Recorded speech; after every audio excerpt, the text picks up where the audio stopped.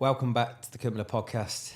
If you are a father, entrepreneur, basically anyone who is shooting for the stars in any aspect of life, today I have a man who, even though I've not known you too long, Seb, and I don't want to make you feel embarrassed or put you on the spot here, you are, without question, one of the most impressive all-round individuals I've met in my short, dare I say it, long 42 years of life. You know, I come across a lot of entrepreneurs who have smashed business, but it's only business. And then there's other people you've come across who might be or have achieved amazing things with health, fitness, but then it's very one-dimensional in that area.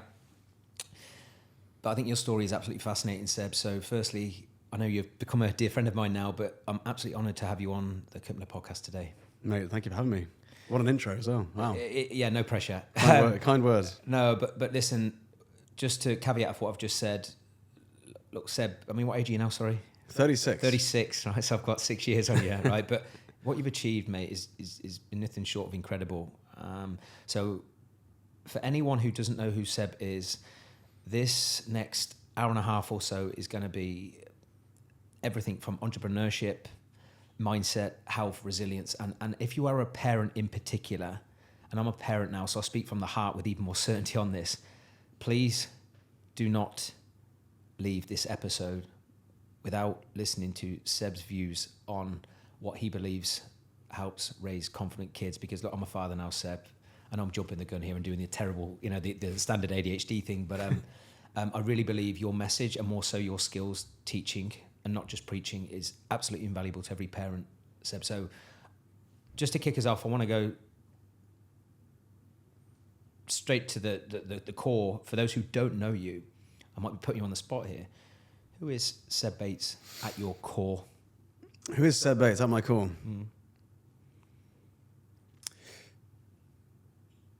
Adventurer, father, philanthropist, entrepreneur. Top line, founder of the Warrior Academy and the Bates Foundation, father of 3 kids, former extreme sports athlete, former martial artist and professional fighter. Who am I at my core? Someone who refuses to settle with the status quo, that's seeking more from life, and is ultimately looking to maximize fulfillment on however many years we've got living on this planet. I'm sure many of that was developed, right? You didn't just come into this world and then all of a sudden you became that person. When did that first matter? Take people back to your story for those who don't know you, or they see you front end now, or what you've just shared and go, wow, what a polished individual in business and blah, blah, blah. But take me back to the beginning. Yeah, sure. So I grew up in the southwest of England, military family. We traveled around, we moved around quite a lot. When you're a kind of army brat, you tend to move around quite a bit, right? So I was born in Bristol, then moved to Aldershot, and then Wiltshire, Somerset. I guess most of my memories started in Aldershot. My dad was in the Paras and Marines, so by the time I was kind of 4 to 7, he was in the Paras. He was an officer in the Paras. All of my neighbours were all military as well. So I grew up around the Gurkhas and the Paras and all this sort of stuff. So all of my weekends were filled with climbing tanks, doing assault courses, watching my dad jump out of planes, right? Which actually, if you listen later to this podcast, you'll realise that's probably quite a poignant thing. I bet he's watching this thinking, oh, damn, I should never have done that. Should never have let him watch. Anyway, so that was my childhood, right? Like adventure was at the core of our values as a family. And as a young boy looking up to his dad, it's like, right, you need to go out there and do incredible things and live with purpose, strong values, have a moral compass, but also seek challenges and adventure. I guess the challenges started creeping into my life in schooling. I was part of a state school with about 40 kids in the class. And so at the time, I didn't know that I had ADHD. So I'm in this situation where there's 40 kids in the class. Any attention I might need is kind of diluted amongst all these other kids. The behavior was so bad in the class. In 1 year, we had 12 to 13 different teachers come and go. 12 to 13? 12 to 13 different teachers come and go. It was impossible to control the group. We had kids jumping on tables, all sorts, right? So after several years in this army kind of state school, my academics was suffering so badly, right? we moved to Wiltshire. And when we did move to the countryside, said goodbye to all my friends in Aldershot. And I was immediately part of this new school. And this new school was a private school where I stayed for about 2 or 3 years. And there were only about 10 kids in the class. And I could see straight away they came from a very, very different, entitled and affluent kind of background compared to what I was used to. So these kids were, going on holidays, having nice cars, doing all this sort of stuff, and used to the luxuries that I probably wasn't used to. So I was immediately very different, both academically and from a lifestyle point of view.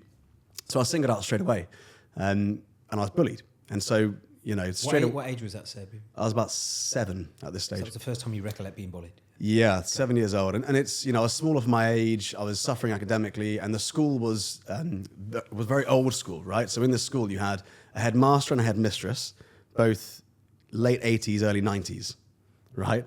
And it was this Victorian building, like a Hogwarts type situation. The discipline was old school, and so if you did something wrong, you'd be outside the headmistress's door with your nose against the wall for 45 minutes. This is like old school discipline. Yeah. Of course, if you weren't performing academically, that was, your fault. So there wasn't an awful lot of support there. But what it did do is it very quickly raised my academics, whether I liked it or not. My grades got a lot better. I started improving academically. I caught up. Why? Because of the amount of pressure on that. Okay. It was kind of forced through so much. If you've got ADHD and you're in school, right, you're in a situation where you struggle to focus. But if you've got no choice, you do it anyway. It's just a lot harder. And so, I was put in that situation where I had to learn, had to memorize things, and I did. But the bullying was kind of one of the biggest memories for me from the school. It would start off very much like isolation, not being invited to things, and, kids not playing with you. Name calling was the next kind of level. Then it started moving more into kind of physical bullying. So it escalated from name calling to quite rough during football. And then I remember when the bell would go, I would run and, for the break or whatever, I would run to the nearest library or the toilets and just stay there for the whole break. No way. Yeah. And so, at the same time as this all went on, I found martial arts. My parents kind of encouraged me to start martial arts. I was doing football at the time. But, they wanted to build my confidence. So they enrolled me into martial arts. And I remember walking into the dojo for the first time, right? And it was just so inspiring to me to look around and see all these other martial artists doing incredible things, having so much focus and kind of dedication. And you could just see the control and the confidence in their eyes. Immediately we spoke to the instructor called Michael Tucker, who was a black belt Korean instructor, and I joined up and he mentored me. And I think gradually my confidence started to evolve, right? And it wasn't the case of, if you look at the way that we developed the confidence in that situation, it was making my life harder, ultimately, right? It was putting me through difficult challenges to build my resilience. But ultimately it was character development. So a child joins this martial arts club and gradually they're pushed further and further to develop not just their confidence, but it's their focus, their concentration, their ability to seek challenges and overcome them, the understanding of failure, what it means to enter a competition, lose every match, come back, and build that resilience that's kind of core to who you are as an individual. And the challenge with all that is I was winning English championships when I was 9 or 10 years old, but the next day I'd go to school and get bullied by kids who had never been in a match. So when you say bullied, so you were obviously getting stronger at martial arts. Yeah. Even in spite of the skills you were developing, and Yep. technically even at a young age, you're able to look after yourself physically. Was it more the emotional, the verbal bullying still? Or did that not give you the confidence to stand up to people straight away? Or? Yeah, I mean, this is the fascinating thing, right? And this is all about identity. And so, I feel like you can be someone in one situation and then someone else in another situation. And the environment and the people in that situation can convince you who you are in that moment until you develop your character. So I walk into the dojo, I'm at that point a green belt, red belt, whatever it is, martial artist who's English champion, competed loads. But as soon as you enter a different context, depending on the environment, that confidence will kind of shrink and you go back into that identity that you've been developed into.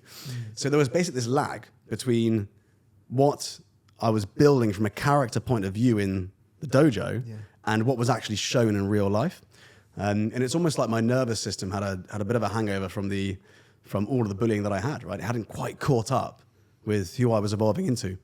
Until one day, I was playing football with these kids after several years of bullying, and a couple of them chased me down while I had the ball and deliberately kicked both my legs. So missed the ball on purpose. My head hit the floor on the concrete floor really hard. I immediately got up, turned around, and I punched the guy. We were only 9 or 10 years old. No one had ever seen a punch in real life, and I'd certainly never punched anyone outside of a martial arts competition, without pads on. Yeah. He fell to the floor. The whole group were just completely shocked, and this immediately changed the whole pecking order, right? And I remember just being shocked at what I had done and just kind of ashamed, and I've hurt someone, I'm in so much trouble. So I ran off crying. This kid's on the floor upset crying. The whole group's just shocked. All the parents had to be brought in. Yeah. I was then in trouble. But this was, after years of bullying. And I think bullying doesn't always end with one big courageous moment, but it often does, right? It's often that point where things have got so bad that you've just got nothing to lose, right? And sometimes, when you want to break a kind of toxic environment or an identity or something in your life where, a change needs to happen, you almost need to be so uncomfortable that you're just like, I've got nothing to lose. And I think that's the case, not just for bullying for kids, but when a change involves adults too, right? You're in an unhealthy relationship. Things have to become so bad that you're willing to take a risk and leave. And, a job that you don't want, a business that you need to expand or close down or whatever, right? And so, this was, I think the interesting thing about all of this is I had to go through that. I had to save myself from bullying. If I look at the ultimate way that a parent could save their child from bullying would have been exactly what my dad did in that moment, right? About 6 months before that incident, he came into school. He was fed up of his son going to school and getting bullied, coming home upset, and seeing his son shrink in confidence. Well, it's horrendous as a parent. There could be nothing worse. Especially when you can't go and punch the kid yourself or... Yeah, and so you imagine this, my dad, para Marine, full uniform, walked into school, past all the teachers, and addressed the whole class. And you couldn't stop him, right? You imagine that nowadays, you wouldn't get over that. Anyway, so he walked in, and he was like, right, I'm going to talk to you all about bullying. This is what's happening. I know what's going on. He identified all the bullies, and then he told them all off. And that was basically a father's last desperate shot at trying to save his son from bullying. Mm-hmm. And you know what? It didn't work. Did it work for a little bit or just... A week? Okay. Maybe 2 weeks. Okay. And then it slowly goes back in. Why? Because we attract bullies into our lives through the traits that we don't own or love about ourselves. Add some context to that. If you don't own or love something that you're insecure about, for instance, right? So if you think you're short and that's a bad thing, mm-hmm. then you'll attract bullies into your life based around that characteristic because you're upset about it, you're insecure about it, right? Everything will feel like a threat whenever anyone brings that up. Bullies don't look for strong kids, they look for weak kids. They look for kids whose body language says, I'm a victim, right? Whose tone of voice says, I'm a victim, whose posture says, I'm vulnerable. And, bullying, it's not just like they're a bad person. Bullies are typically other kids going through very difficult times. It's this flow of negative energy, right? So often what I found now working with 50,000 kids around the world is these kids who do bully are typically being bullied themselves. And it could be a big brother, another environment, their football club, their martial arts club, their parents. And so that toxic energy has to go somewhere. And it's all about power. It's all about a balance of power. They're trying to find some control or hierarchy in their life to stabilize what's being destabilized outside of that situation. And so, when you appear as a victim, you attract bullies into your life. And so you can't save someone from that. The only thing you can possibly do to prevent someone from going through bullying is empowering them. Mm-hmm. So let me put it to you this way. If you've got a daughter, you want to encourage her to safely cross the road, right? Absolutely. You'll teach her all the basic skills. Look for the zebra crossing, the pedestrian crossing. Look left and right for cars. You don't leave it to chance and say, look, cross the road. If anything happens, it's their fault, right? It's not the driver's fault necessarily that your daughter hasn't looked for the dangers and done everything she can to protect herself and avoid it. Mm-hmm. We know that for things like crossing the road, but why don't we prepare for bullying that way?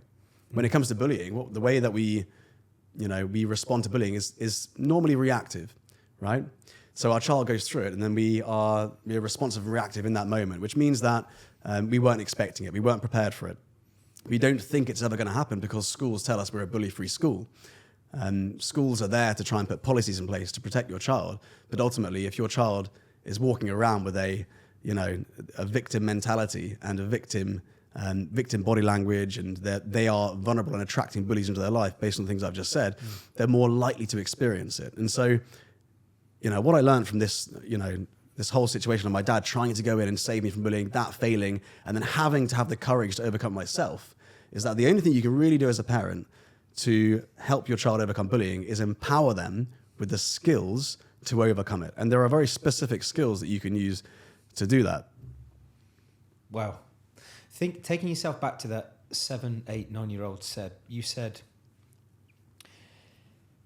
knowingly or unknowingly, bullies smell prey, they see a victim. Looking back at the 7, 8 to 9-year-old Seb, what do you think you were doing to attract that into your life? Because you've gone into a class, there's 10 other people. Yeah, you might be the smallest, but what do you think in that period, even in spite of when you were getting better at martial arts, what were you doing or not doing to attract bullies before you did that punch? Yeah, I think there's many layers to this. Yeah. And let's look at it slightly broader and look at what does an individual do to attract bullies into their life, and it's little things like not setting boundaries, right? Mm-hmm. Once bullies won't just quickly attack you, right? If you walk into an environment, if you're at work and you're getting bullied at work, it won't just suddenly be that situation, right? If you're a kid being physically bullied, typically a bully won't come in and just attack you. It's too dangerous for them. They don't know how the victim is going to respond. So things escalate slowly, right? They typically start off with isolation. They then go into name calling. It's verbal, then it's emotional, then it's physical. Mm-hmm. So there's a slow ramp up typically with bullying. And for me, it's understanding how to push back on these things. Mm. And a lot of kids don't know how to push back. They don't know how to stand their ground. One of the biggest crises I think that we have when it comes to raising kids is we're teaching them to be people pleasers, right? We're teaching them to be very compliant. How?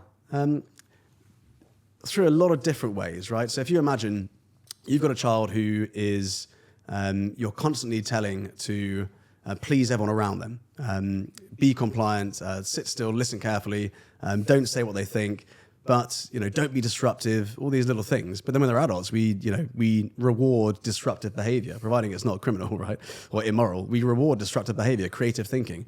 Mm-hmm. A good example is if a child's uncomfortable in a social situation, we might encourage them to play along with the social rules because we want them to fit in and not be awkward and not cause a scene. When actually, if your child's not happy, why would you encourage them to do something? A good example of that is, from a micro level, if an adult speaks to your child and says, starts to speak to them, and your child's uncomfortable with that conversation, a lot of adults would encourage them to speak. Come on, say something, reply. But if your child's not happy at all to speak, you're basically forcing them to cross a boundary they don't want to cross to please other people. So you're saying to them, your emotions aren't as important as trying to keep the adult happy, right? And so there's so many little micro expressions of this throughout a child's development, which then grow into them not being able to set boundaries.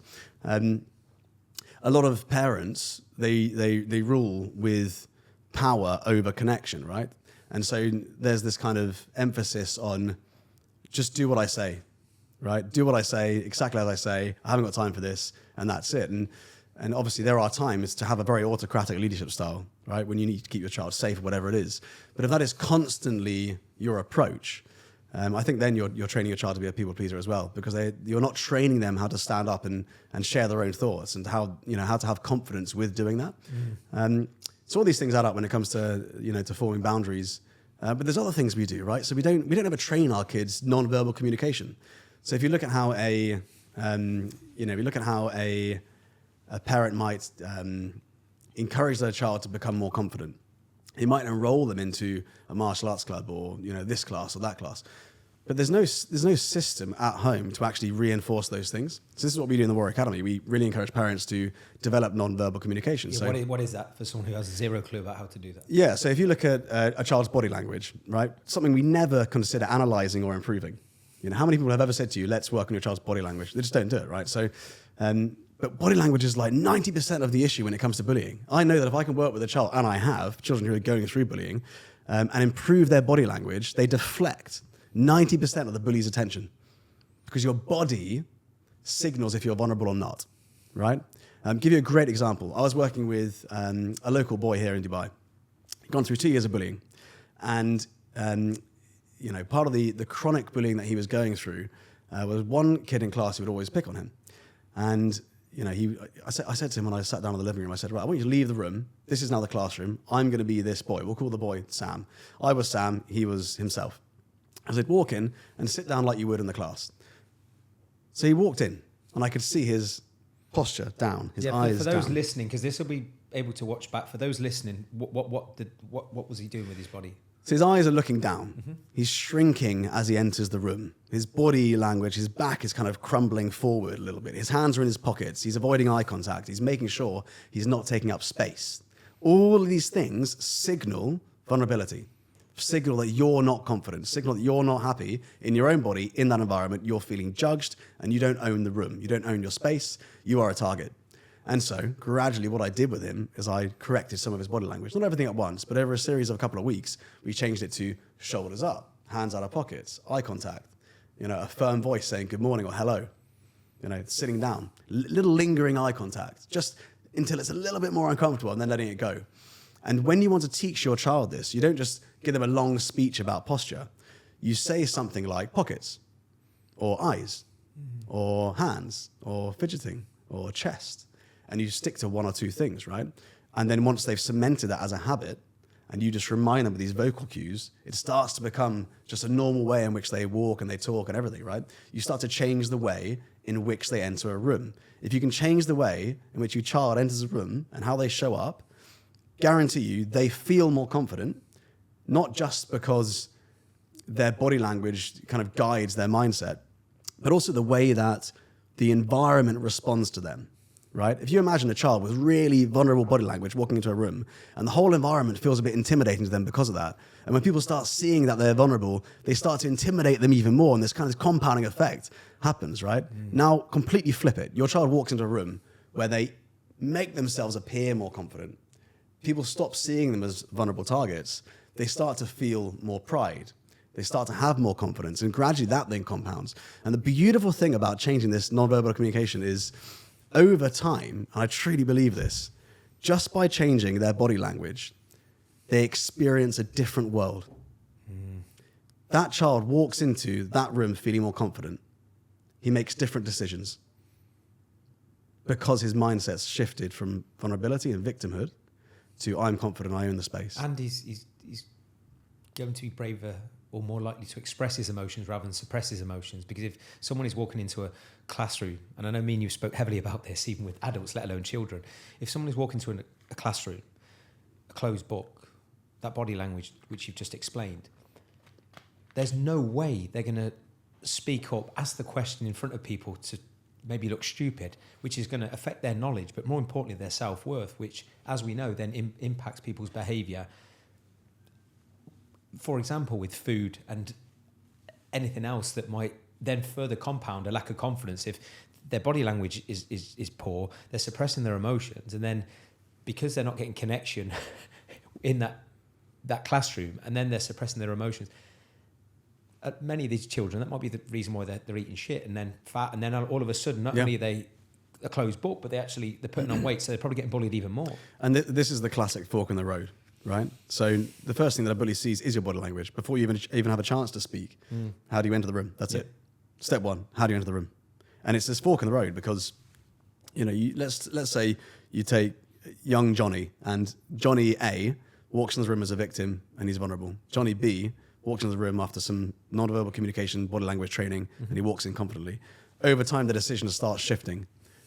Decades later, they've lived a completely different life, right? You know, it's Johnny A, who's with the vulnerable body language, who has shrunk into a former version of himself, who's been broken through bullying. He's too scared to ask the girl out on a date, who's too scared to go for the job, who's too scared to start the business, who's too scared to take risk, who's lacking courage, right? Johnny B has been taught from a young age how to enter the room. He's been taught how to embody courage, resilience, confidence, simply because of the way that he shows up. Over time, that affects his decisions. He asks that girl out on a date. He ends up getting married. He has kids maybe, right? Traditional route. He starts that business. He takes the risk. And Johnny learns that even if he doesn't feel ready, he shows up with courage. And as a dad, if anyone asked me what's the most important trait I could possibly pass on to my kids, it would be courage. The most important thing. If you want to give your child confidence, start with courage. Everything is downstream from courage. You develop courage. As a result, they take more risks. They develop confidence. Confidence comes from acts of courage, right? And courage isn't the absence of fear. It's feeling it. You have to feel fear to have courage. If you don't have fear, it's not courage, right? You've got to feel that uncomfortability. Now, with kids, you've got to make that normal. That's just part of the development. That's just part of the whole process. And so, we'll probably talk about this, but one of the biggest things is not jumping in too soon to save your kids. Giving them those micro experiences of failure, of uncomfortability, giving them the chance to actually show courage in the first place before saving them. Can you give some examples of that? Because we are going to go back and forth, but give me some examples of that, because I can relate to that. Yeah, I've got this little girl who has melted my heart. She's got me wrapped around her little finger. And it is so easy, as you've just said, to jump in the moment you see she might about to fall over, or I can imagine as she gets older, you want to save her if you feel there's any ounce of pain she's going to experience. Are you saying then if you're doing that too often, then how is your child ever going to develop courage or know how to bounce back from failure when something doesn't go to script? So parenting is this challenging balance of protection and empowerment, right? Yeah. Like if you want to, we all want our kids to be resilient, right? Yes, absolutely. How do we build resilience in kids? Well, first of all, your kids need to know you love them and you care for them, because at the end of the day, the community and the love that they feel at home is the springboard from which that they're going to be catapulted into a great life, right? Yes. You can't challenge your child to grow and to risk and to become resilient without having that foundation in place. Otherwise, they go and risk something, they come back, there's nothing there, they don't want to repeat it. So the reality is you need to cement that. So the protection side is completely, the foundation. You need to love your child, look after them, but you need to empower them, right? And this is where a lot of parents struggle. It's like, well, where's the balance? And sometimes you find one person in the relationship pushes the child loads and the other one protects them loads. And it's quite funny how that, if you're listening to this, it's quite funny how which one of you does that. And it's important you have kind of different roles, right? Yeah. I've seen so many parents who empower too much, they push too hard. And I've seen so many relationships where parents don't push hard enough. A good example of overprotection would be stopping your child from failing, not letting them experience failure, never giving them context of failure, participation medals, demanding after school sports day that your child gets a medal even if they haven't won anything, and saving them before they've had a chance to actually fall down, right? What can we do to prevent that? Well, to prevent that, we can teach ourselves to it's basically learning to let go. And so in the situation where you're jumping in too soon, a 3-second rule can really help. You're in that moment, your child is doing something slightly dangerous, right? And I'm not talking life-threatening. Yeah. There should be no 3-second rule for that. But I'm talking about they're climbing the climbing frame, right? They're now in this situation where it's getting a little bit risky. Count to 3, let them figure it out a little bit, and then jump in if you need to. And it's one of the hardest things for an overprotective helicopter-style parent to look at. It's like, well, if I'm going to fail as a parent, if I do this, they're going to get hurt. But the reality of overprotecting your kids is that they are going to get hurt later. You're just delaying it. Because you are overprotecting them now, you're robbing them of future resilience, right? And so, we take our kids out of this dangerous environment that we think is dangerous, and we actually put them in a completely different one. We put them in another dangerous environment when they're an adult and they don't know how to look after themselves, protect themselves. The likelihood is there's more consequence as you get older. Childhood is training for adulthood. right? And when you rob a child of that training, they still go through it. They just go through it without any of the skills, but they go through it, full force at adulthood. Yeah. If that is ignored, and then at 30, 40, 50, when you've got big decisions in business, in a relationship, or with your family, there's a lot more consequence if you don't have that. Yeah, and then we look at empowerment, right, and over empowerment. Often this is down to expectations. We're pushing our kids to be so much. We want them to be the next Bruce Lee. We want them to be the world's best pianist or whatever it is, and we push them beyond the high performance zone into the hyper anxiety stage. So let's just look at the comfort zone, because it basically beautifully represents these two elements here, right, or two directions. You got the comfort zone. Everyone knows the comfort zone. You got to leave the comfort zone because that's where the good stuff is, right? Inside the comfort zone, there's no growth. You stay in there, there's no growth. Overprotective parent keeps their child in the comfort zone, they don't grow. Simple, right? Mm-hmm. How do we get them to grow? We get them to leave the comfort zone. Mm-hmm. There are actually two levels to this. You get them to leave the comfort zone into what's called the hyper or the high performance zone. That's the next layer, right? So the next layer, they're doing something which is uncomfortable, but within their abilities. Mm-hmm. So they leave the comfort zone, they enter a martial arts competition, they can do it, right? But it's uncomfortable, it's scary, maybe a few tears beforehand, but they stand there, they stand up and they do it. Even if they lose a match, they've still shown up, they've shown courage. And then they go back to that safe zone, that comfort zone, right? The cemented family feeling where they're like, okay, I'm safe now. They're rewarded not for winning anything, but for the courage of leaving. Hyper anxiety stage is if you push them too far. Okay.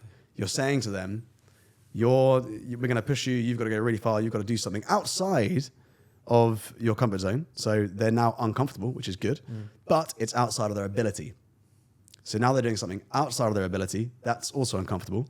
They hate it, they fail, and then they regress back out of the comfort zone and they never want to repeat it. If you want to develop someone's confidence, you have to train it into them from a young age that this is normal. We do hard things. This is how we live, right? We do difficult things all the time. And so it's training that, leave the comfort zone, high performance zone, back to the comfort zone, high performance zone. It's just a daily part of life. It's what we do. And that's the balance, right? Not staying in the comfort zone, not pushing too far. That is how you do it. And, it's developing that as a culture within your family. So a lot of people, you've worked with a lot of corporates, right? Yeah.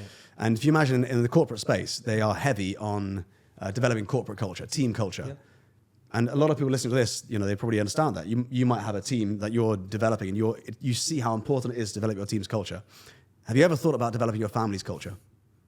We never talk about this, right? What is your family's culture? What does it mean to have your name? What do you stand for? What are your 3 values? What's your mantra? What's your vision? What's your mission? And within my family, we've got certain mantras that I say to the kids.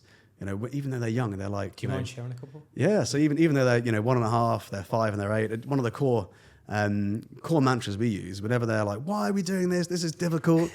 I just stop and I look at them and I say, we do hard things. Yeah. It's as simple as that. Yeah. Right? Why do we do hard things? Because that's our family. That's what we do. Did you, just on that, Seb, we don't need to name which kid, but did any of them find that particularly uncomfortable to start with more than the other? My daughter is just like me, and it's quite terrifying because she's so bold, and I think it's because I raised her, right? I had this conversation with you before, and I was like, you'll raise all your kids differently because you evolve as you do it. And I remember when I first had my daughter, I was like, right, I'm a dad. I need to build her resilience because the world is tough, right? I need to get her ready for a really tough life. And I put so much of my focus on empowerment.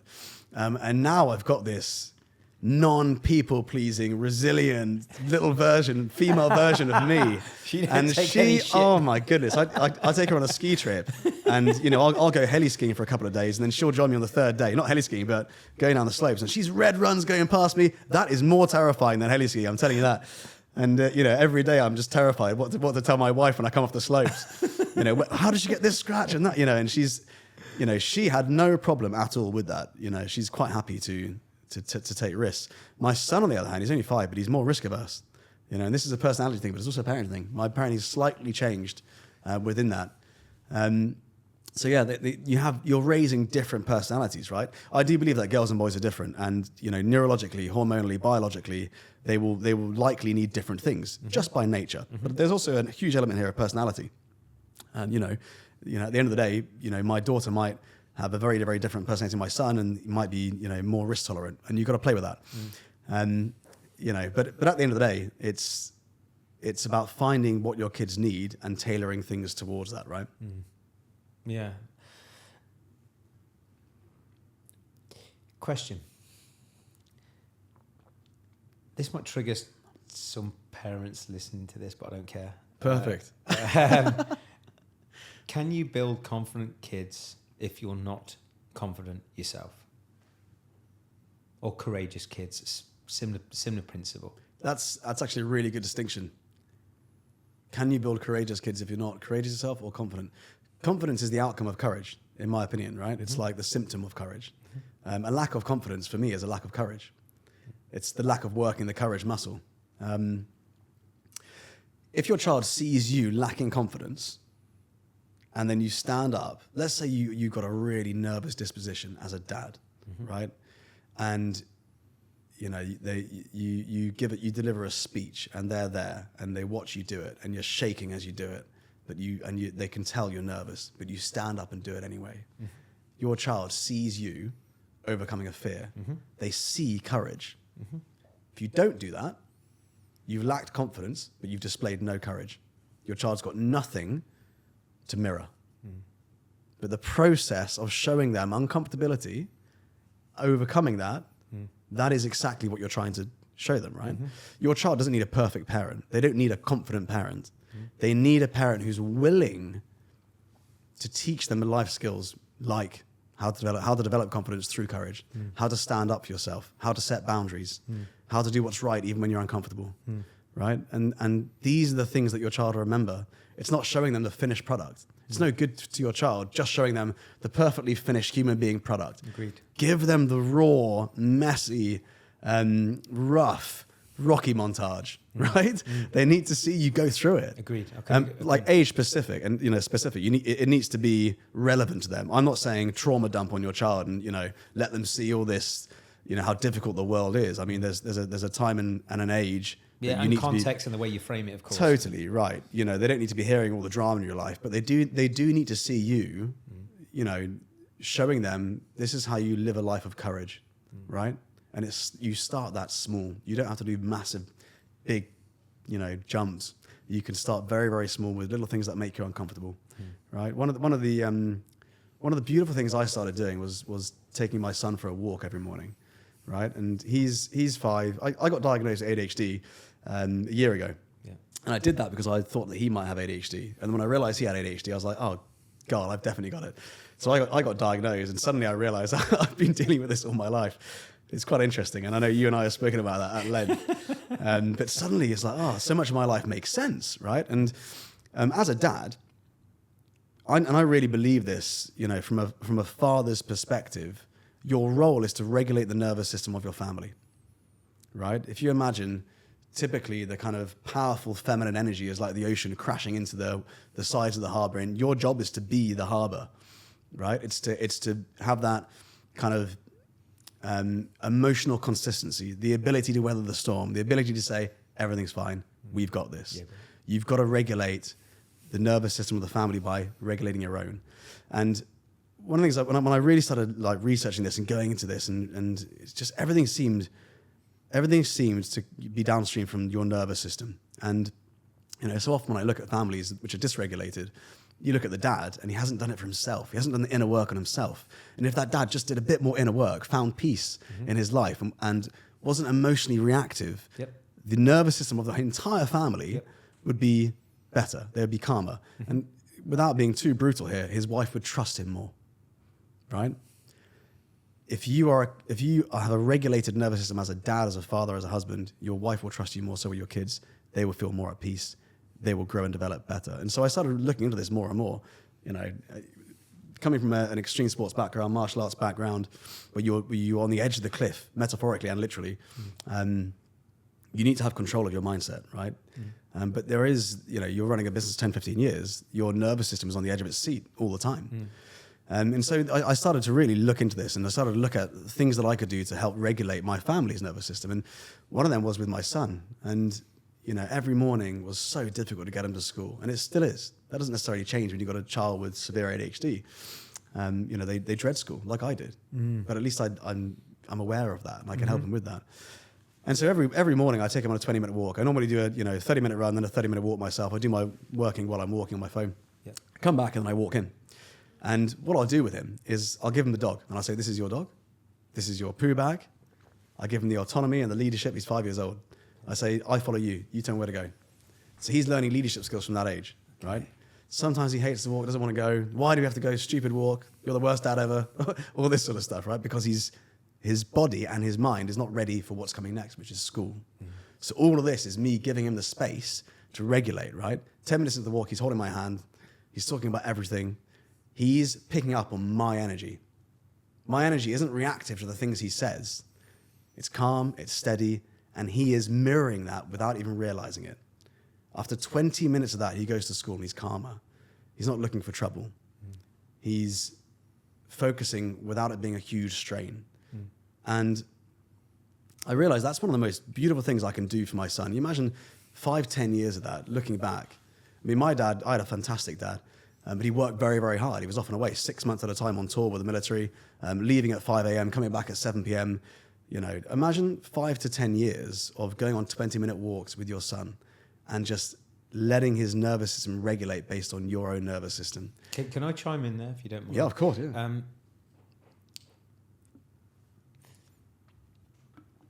That obviously means a hell of a lot to you, and you realise the impact of that.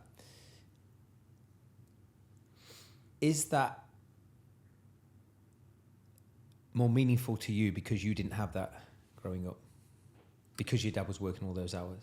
Looking back, did that affect you or your views of leadership, confidence, knowing the unknowingly back then? Do you know what? When I look back, I look at my relationship there, and I think it was quality over quantity all the time. Okay. Now as a father, I look at it and I realize I need quality and quantity. Which I've got another question, if you don't mind. Yeah. Is how important? Because I know there'll be some entrepreneurs listening to this going, no, I have to start work at 6 and I work at 8, right? And I too have to start early sometimes, right? But I'm with you on time. It's not just quality of time; it's time. Yeah. Right. With your kids. How important do you feel it is that walk is with you and not a nanny or someone else? Yeah. More often than not. Your nanny won't teach your son how to be a good man. He needs to learn that from another man. You want to raise your son. He needs to see a man enter the world, deal with challenges, how he treats other women, how he treats your wife is how he's going to be treating his wife. How you treat your daughter is how he's going to be treating his kids. You need to be setting example all the time. A nanny can't necessarily do that. You can have the world's best nanny. She still won't be a father figure or a male role model. And, I work with a lot of single mums, and I still encourage them to find a male role model. How, right? If they've not met their... I mean, we've got so many parents who are single parents sending their kids to martial arts, and they have a male martial arts instructor. Okay. It doesn't have to be martial arts. I get it. But, finding a strong male role model with a strong moral compass who cements these values and characteristics with healthy masculinity, I think is just so important. And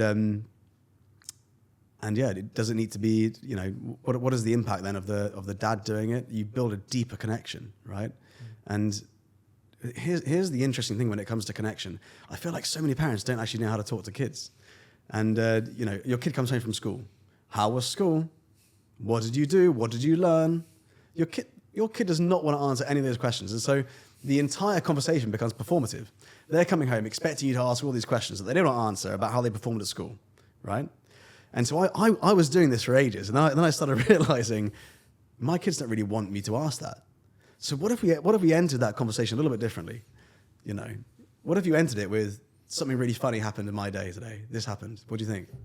If you connected with them on humor rather than something like academic about school, which is, something boring for them, right? Or can you tell me something funny that happened today? If you were going to be talking about anything and you're asking them any questions. But sometimes the best thing to do is not ask any questions, right? If I'm going to connect with my daughter, she's almost 9 now, so kind of preteen stage. Okay. And you're starting to see a little bit of that moodiness creep through. and it's so funny because I say to my wife's like, she says to me, you're so good with her whenever she's emotional. And I said to her, look, I've grown up with loads of sisters. So, I'm used to the emotions. I'm used to everyone's hormones syncing at once. But the reality there is, I won't ask her any questions. I'll just sit next to her. Okay. She's being reactive and angry and upset. And I'll just sit next to her. Whatever she's doing, I'll just sit next to her. And I'm just this calm presence next to her. And within 5 minutes, she's curled up next to me. She's lying on my shoulder like that. And I'm stroking her back. And we're watching a show. 10 minutes later, she's talking, right? So much of this stuff comes down to you connecting before you correct. Connection over correction, right? We go in thinking, we're an adult, we're a parent, we need to correct them or talk to them or lead them all the time. You don't, you need to connect with them. If you connect with your kids, especially before they're teenagers, before you start losing them, then the correction becomes easier. And it won't feel like correction. It won't feel like judging, right? The connection has to come first. Otherwise, I probably did this myself as a teenager. You're on the defensive straight away. Straight away. It feels like you're being attacked, and no one likes to be getting told what to do, especially as a teenager. Straight away. And you know what? It's really interesting. Have you ever seen Yellowstone? With what's his name? Kevin Costner. I don't think so. Basically owns a ranch in America on Yellowstone area, and it's this really beautiful scene I see with his son. And they got the family's going through hell, right? Yep. And the dad, he's there on a horse, and the son comes up on his horse as well. And they basically want to discuss problems or whatever. The dad wants to discuss it with the son and try and overcome some issues the family's got. Mm-hmm. Does he just stand there and talk to the son? No, they just go riding for like half a day. Okay. After they go riding for half a day, then they start talking.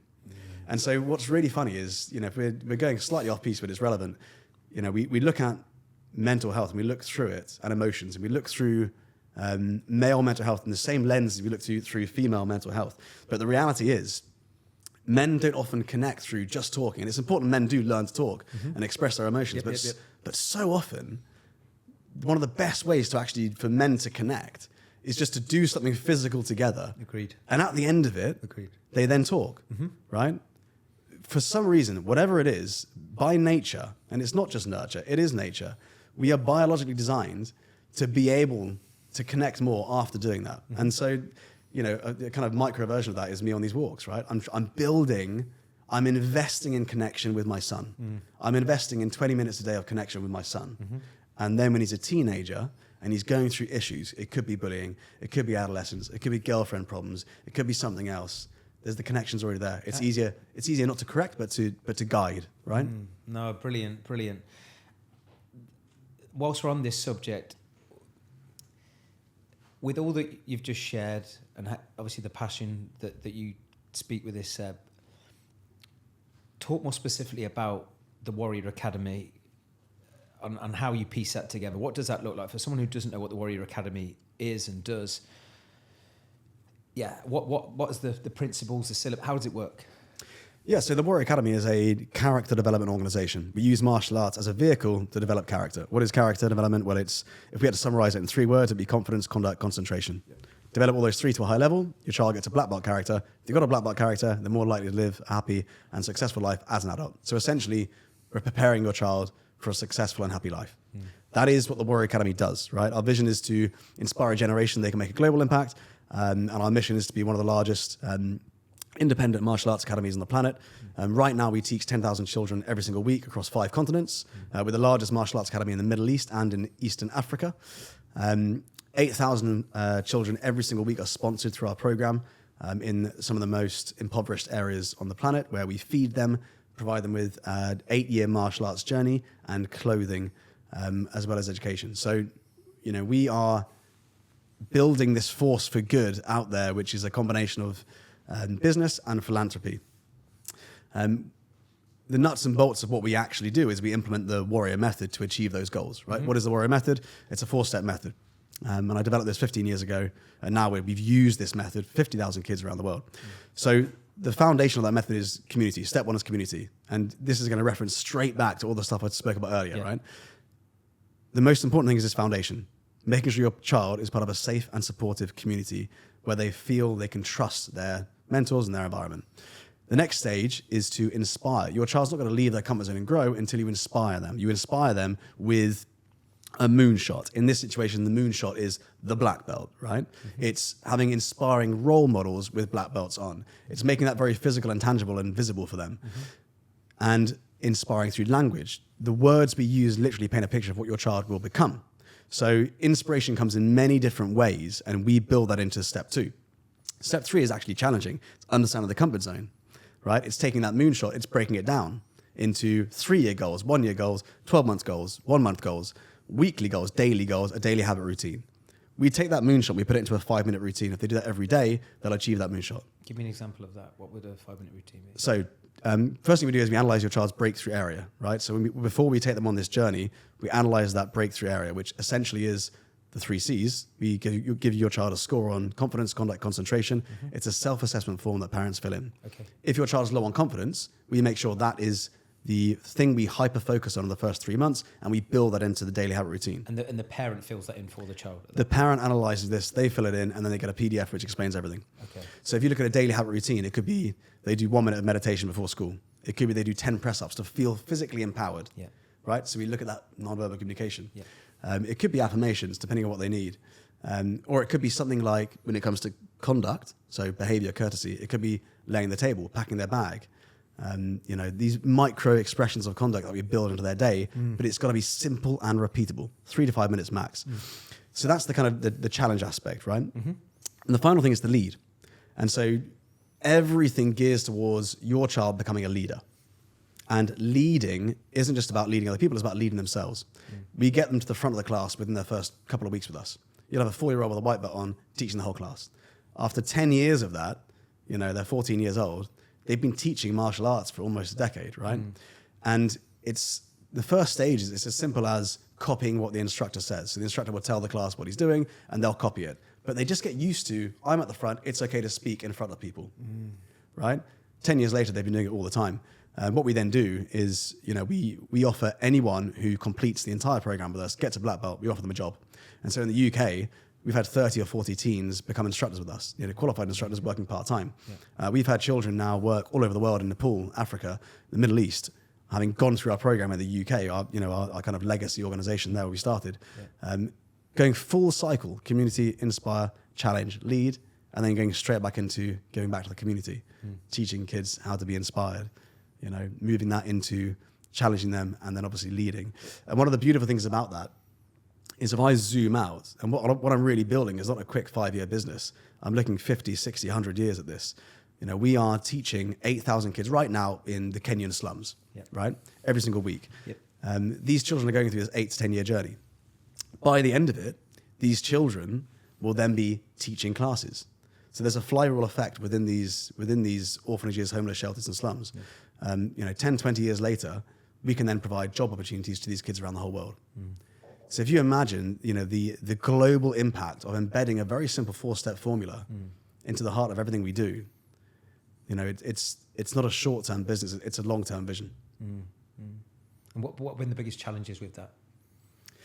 I mean, because that's obviously a very big. Where do we goal. start? I've been fortunate enough to attend one of your events, speak at one of your events, which was unbelievable. As part of the Sebastian Bates Foundation, and I saw that documentary that you and Tim made, which was unbelievable. And I encourage anyone curious about that to watch that whenever it is available to watch.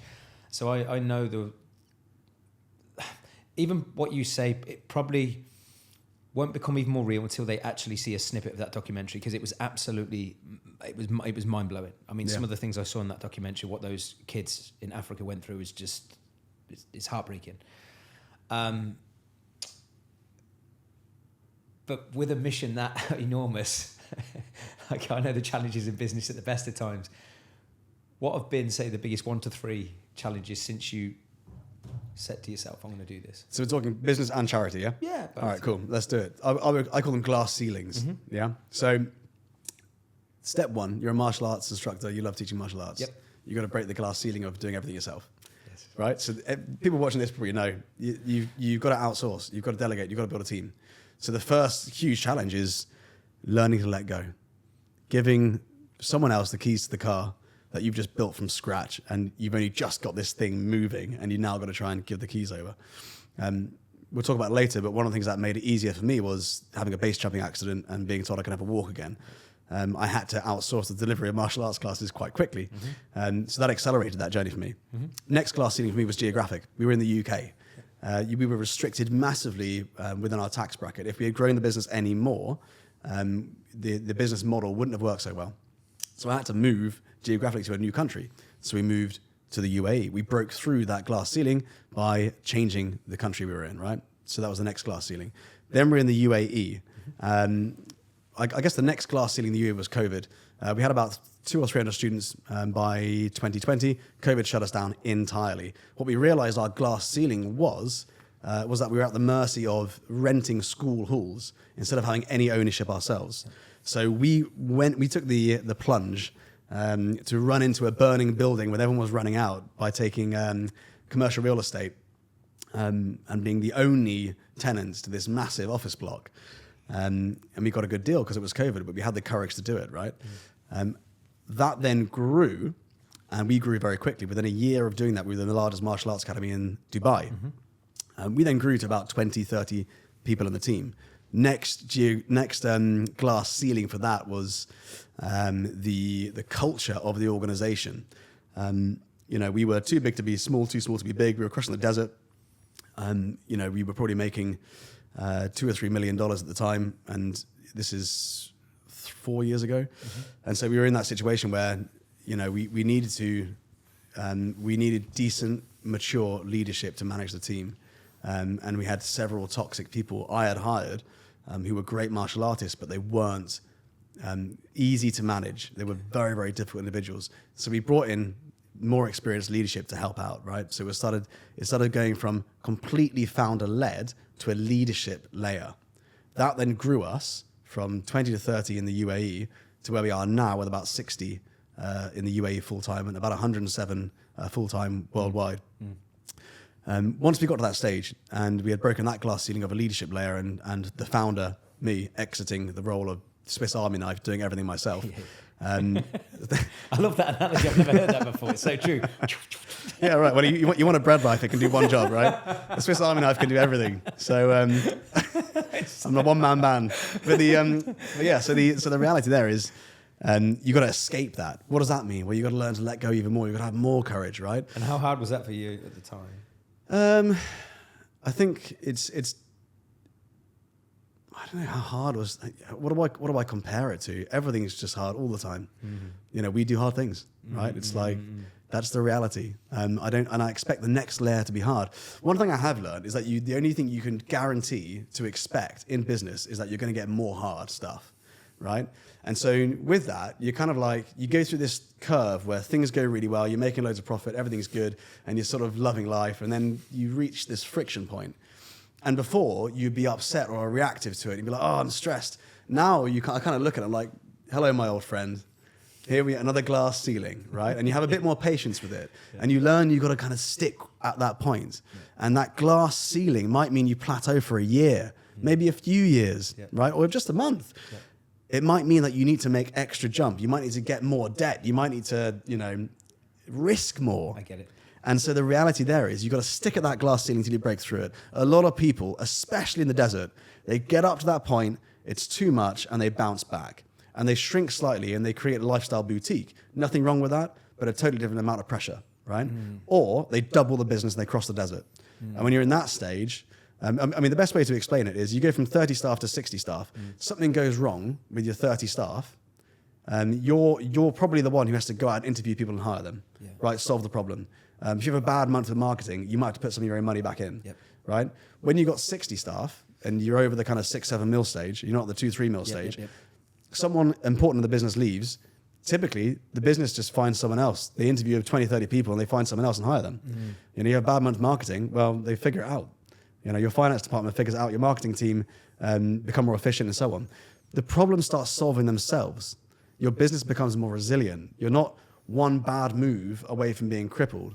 You've built some moats and buffers around your business to protect it.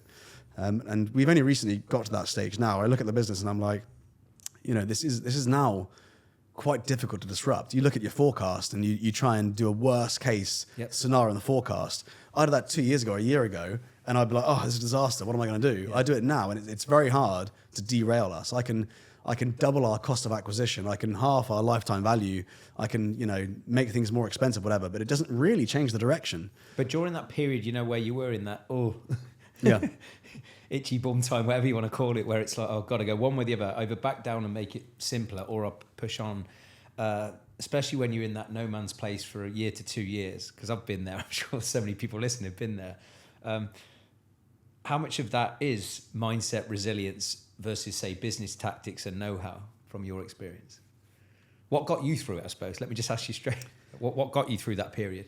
Do you know what? This is a really funny question, because I asked ChatGPT this the other day, right? And this is, I was like my therapist. I went to ChatGPT, and I said, I basically reeled off my entrepreneur journey, because I was like, just analyze this. Tell me, who am I? Why did I do this?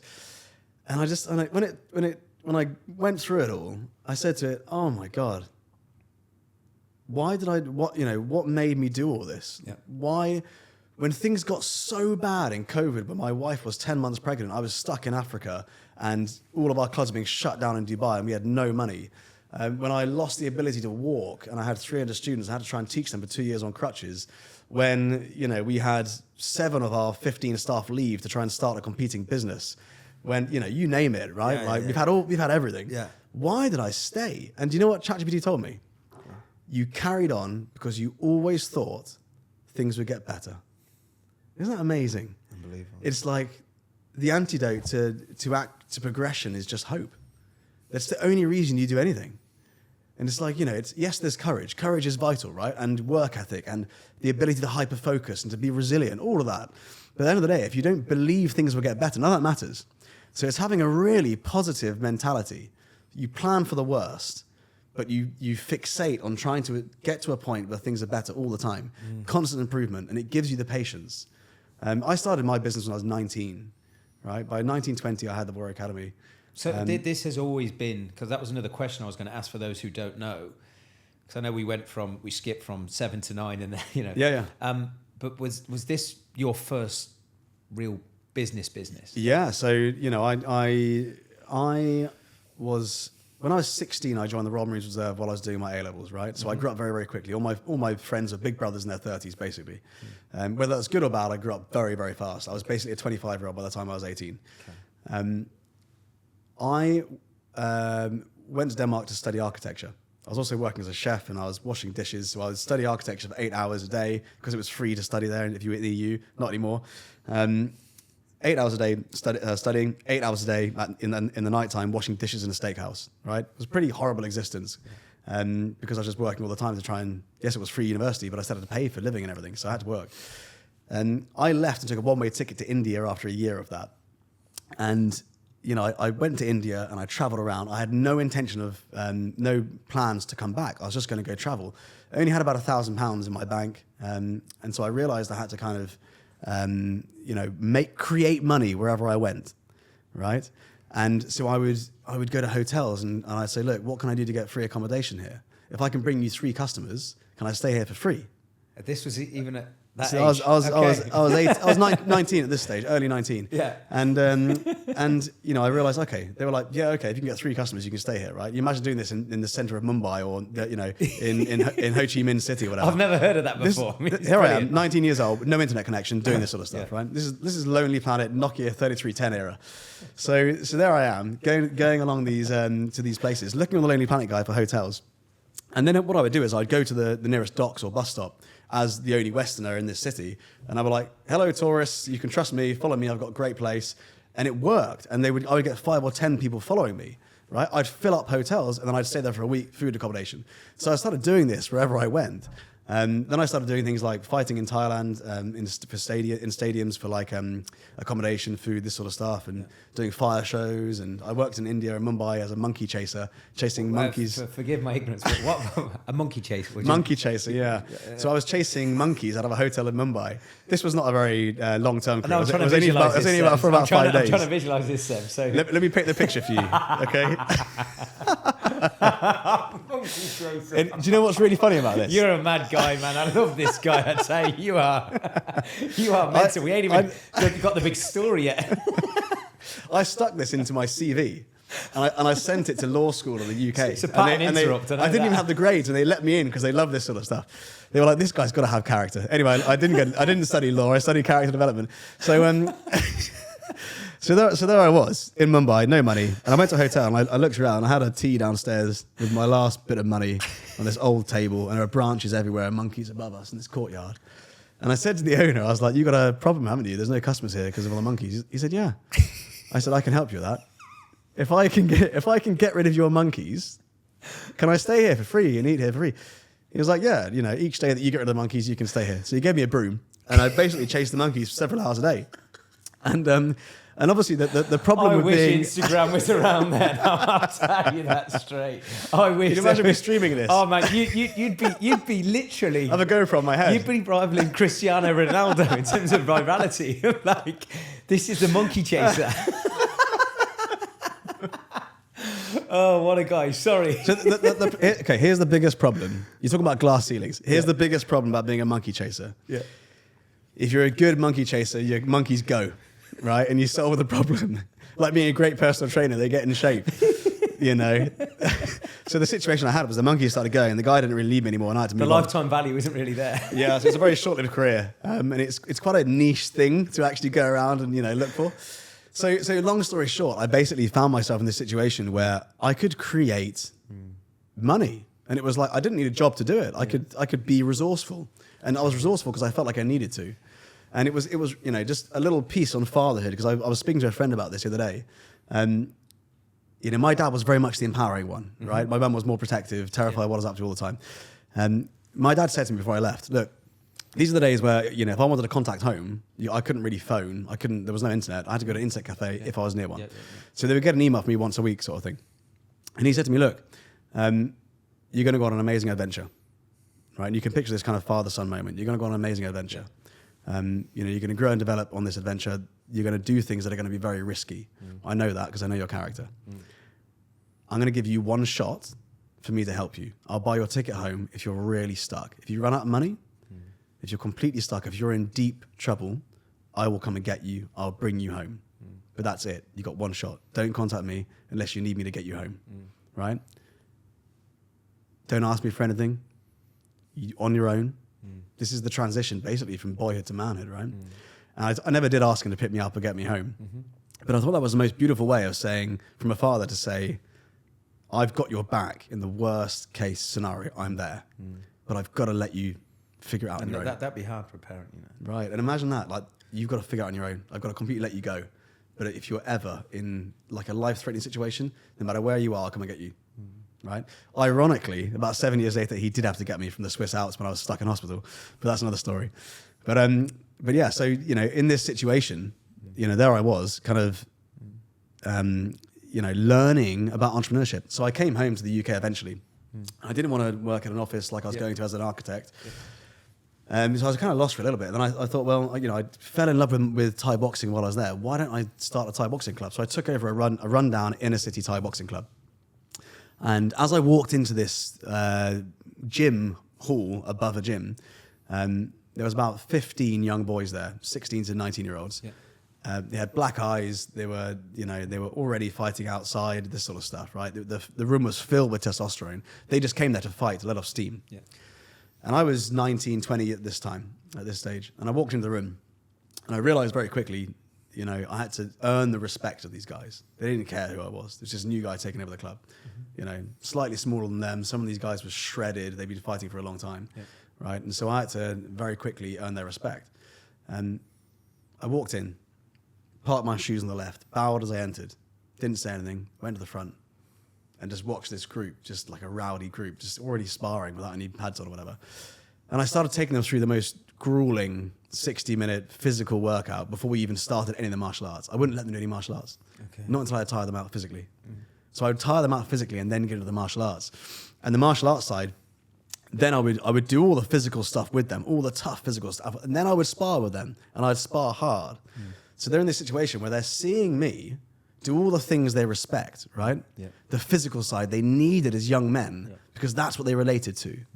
But it was that controlled aggression then and having that emotional regulation as well and seeing how that kind of worked together in an adult masculine area, right? And it was like, okay, then you can do the martial arts. And over time, they started linking how I performed within sparring and the physicality of what I was doing with how I conducted myself.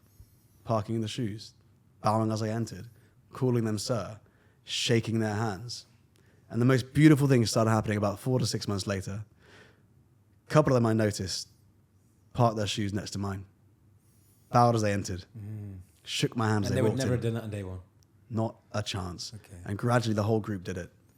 Within a year, we had 15 national champions from that group. That's insane. And the beautiful thing about this was these young men were not learning about martial arts. They were developing their character. I was giving them a moral compass. I was giving them purpose. I was giving them vision. I was giving them something to live for, a new identity. Structure as well.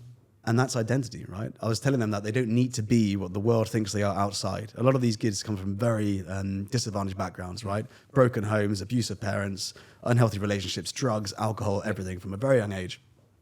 But in this safe zone, they didn't need to let off steam like that. They could learn to control it and channel it. And they completely changed as a result. And it was the most beautiful thing. And I suddenly realized, well, what if I could have worked with them when they were 4 or 5 or 8 or 9? Because what age would these guys have been? 16 to 19. Okay.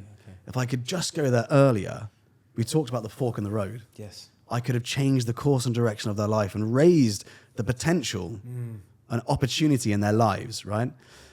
And so that's what I decided to do. That's when the Warrior Academy was born. So the Warrior Academy then was designed to work with young kids to How young, for those who don't know? primary school age. Okay. So we started at 4 years old. And I started the first Warrior Academy club in the village that I was growing up in Wiltshire. 100 kids in the school. I walked in. We had 20 kids sign up. Okay. And we've still got that same club running today in the UK, 15, 16 years later. A lot of those kids are now adults. Some of them probably have kids. It's crazy. And I get messages now from some of them, you taught me, thank you so much. You changed my life, all this sort of stuff. And it's so heartwarming. And I think now my instructors get those messages from the kids they teach. But it's the compound effect of that, right? When you develop a young person's character, what I love about it is it's not the immediate benefit that you're just giving to that child only. And I say this to my instructors all the time, it's not what our kids do in the dojo. It's what they do when they leave. It's who they become, who they influence, who they impact, their families, their relationships.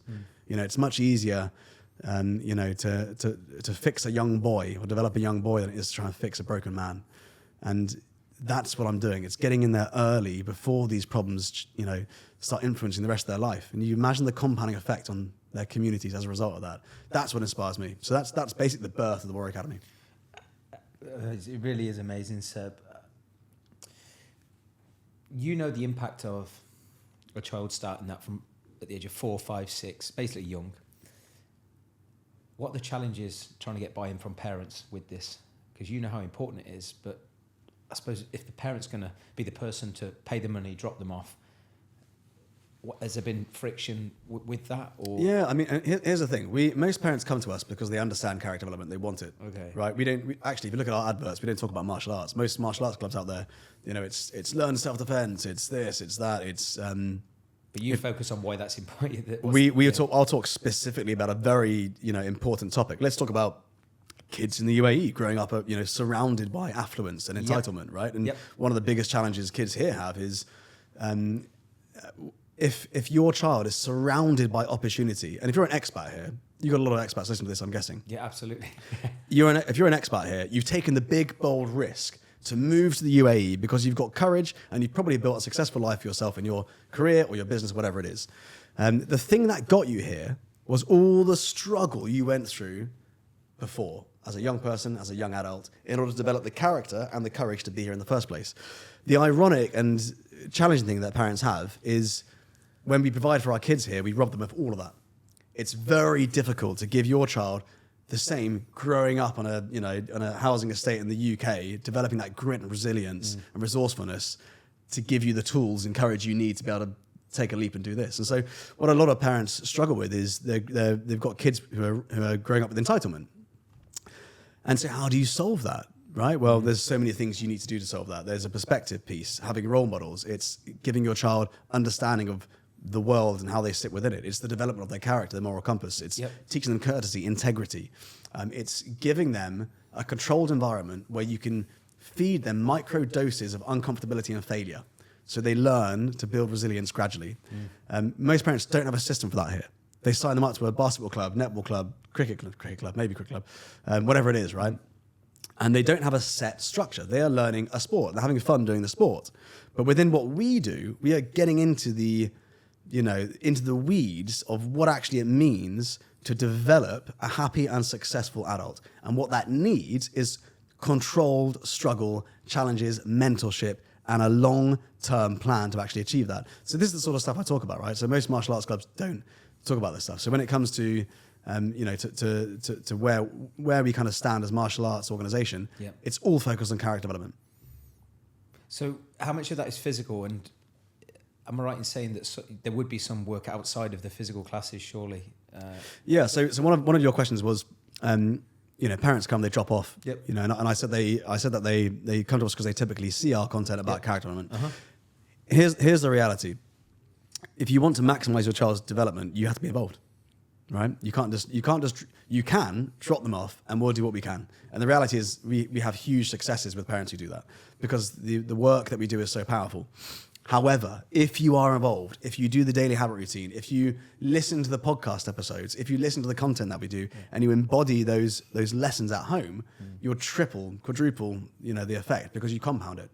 It's learning something is great, but it's actually implementing it which does all the heavy lifting. And I can't help but think, you mentioned it earlier on, the importance of even just a parent listening or asking the right questions to their son or daughter after they've been to one of these classes, basically showing interest rather than I'm going to put my kid in Seb's class and they have this session and then there's no interest from the parent. It's like surely there's going to be more enthusiasm and more awareness of the character traits you're helping them develop if the child is then sharing with their parent what they've learned, how strong they're becoming.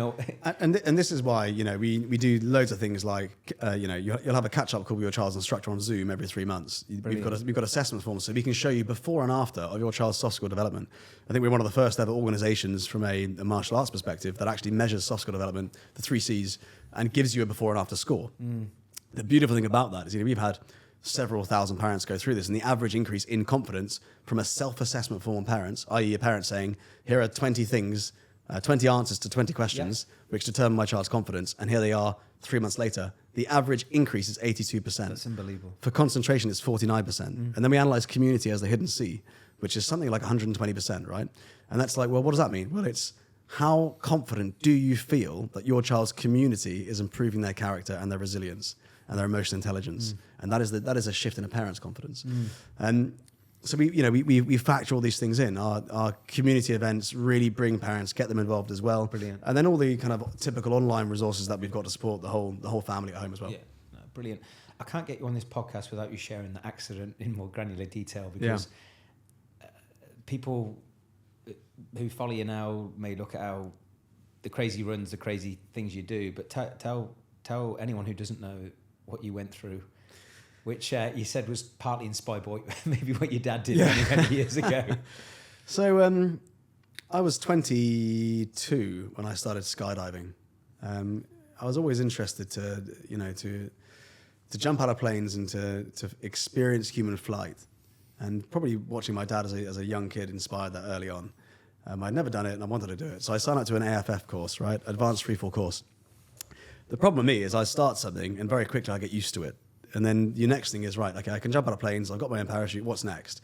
Well, the next logical thing is obviously wingsuiting. So I was wingsuiting out of planes.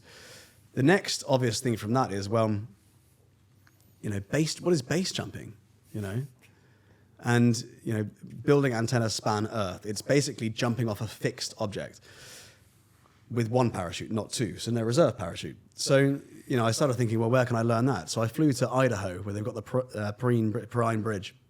I did 100 jumps in 10 days, 100 base jumps in 10 days there. And it was the most intense experience ever. We hike along this bridge, climb over the other side and jump. And you've got 3 seconds to pull your parachute.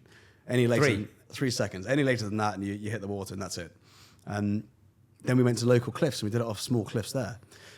And then a part of me was like, well, you know, I want to wingsuit base jump, right? And so the idea of a wingsuit is great because, you know, you're in a wingsuit, it inflates slightly, which means you go faster, which means you can get away from the cliff. Because a lot of the accidents that happen in base jumping is cliff strikes. You open your parachute, imagine you jump off in a, you know, jeans and a t-shirt like I've often done. Bang, parachute comes out, open your canopy, and it can turn straight away 180 degrees and you hit the cliff. That's where a lot of deaths happen, right? Fatalities often happen just with cliff strikes. The wingsuit was designed to get you away from the cliff. Brilliant. Get, you know, high jump, because you need a high jump with a wingsuit. Get away from the cliff, pull your parachute, everything's fine. The problem with that is when things like YouTube came out and sponsorship and Red Bull, the idea was what shots can we get? So people wear wingsuits started realizing, because of the glide ratio, they can actually follow the cliff along, follow the mountain along. And this is where people listening to this have probably seen terrain flying, wingsuit terrain flying, where you're watching someone in a wingsuit follow really closely to the cliffs all the way along. So I started doing that, and I was doing it to a very high level. You know, I did about 500 plus wingsuit base jumps until I was in Switzerland, and I was doing my 7th jump of the day. I was 24 years old, and I jumped off the cliff as per normal, suited up on the cliff, leaned forward, jumped off, followed the cliff along, terrain flying, peeled right out into open space, past the waterfall, big green field underneath me, flared the canopy, flared the wingsuit to slow me down, reached behind me to pull the canopy out. The canopy came out fine. But when you're in a wingsuit, you have 2 zippers on your arms. You're basically in a straitjacket. You can't lift your arms above your waist much, right? It's designed to keep them there so you can have a good posture for flying. I managed to grab my left zipper, but it was jammed. So I couldn't open my left hand, which I needed for steering. Went to my right hand, and I pulled the zipper, undid it. So I had one arm for steering. The problem now is, after all of that, I was going directly towards telephone lines. So I had to make a very quick 180-degree turn to avoid it. So I used my right hand to reach over my left shoulder and grab the left rear riser to basically do an emergency turn. But when I did that, the canopy basically snapped into and kind of crumbled because of the sharp turn of the turbulence, and I dropped 50 foot. And when you go through something like that, you know, I've seen this so many times. I've heard the stories. I've had friends who had died doing this in this exact moment. So I knew what was likely going to come. And a part of you is like, you know, I might die now. You know, and people say that when you're in that moment where you think you might die, time slows down, and it really does. And you'd rather it wouldn't slow down. You'd much rather it would speed up so it's over and done with. But all that really went through my mind was, I don't want a femur. And that might sound strange, but what I didn't want to happen is I didn't want my femur bones to break, because then I would have had it. So I basically pinned both my feet together as tight as I could and braced for impact. You know, you're dropping 5 stories, right, from a 5-story building, basically. And the speed at which you were dropping. By the time you're at that fifth floor, the first floor, you're pretty fast. So my feet hit the ground, and both feet immediately broke. Both ankles broke. The heel bone exploded and shooted shards of bone up the leg. Both legs broke. I didn't femur, though. My head then hit the floor so hard, I bounced straight back up before I crumbled down. The tendons blew off my left foot. So basically, I'd completely obliterated my feet, especially my left foot. Fortunately, some French climbers heard me hit the ground, and they could hear the shouts after I was there, and they ran over.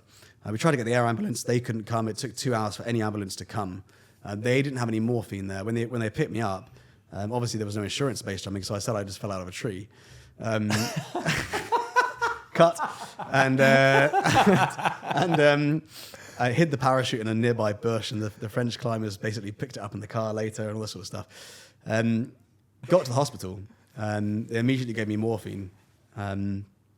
Did the CAT scan to see if there was any brain damage, all this, and spine damage, all this sort of stuff, and there wasn't, thankfully. Surgeon looks at the X-rays, and he says, "Look, you know, you're never going to walk again." You know. This is 24. Had you met Vic and her kids at that point? I met Vicky 3 weeks before this accident. Oh, my Lord. I married her and had 3 kids with her now. Do you know what's really, just a little side story here. So I met Vicky 3 weeks before this accident, and people always say to her, "How did you stick with him this whole time?" And she, you know, you just met this extreme sports athlete, professional fighter, running a business, in the best shape of his life, and now you've got someone who's permanently disabled. how do you make that decision? And she said, well, I actually quite liked it because he was staying in one place for once, you know. I can imagine now. I know Vicky. I can imagine. So we spent 2 years spending loads of time together, going on loads of dates. So I couldn't go anywhere.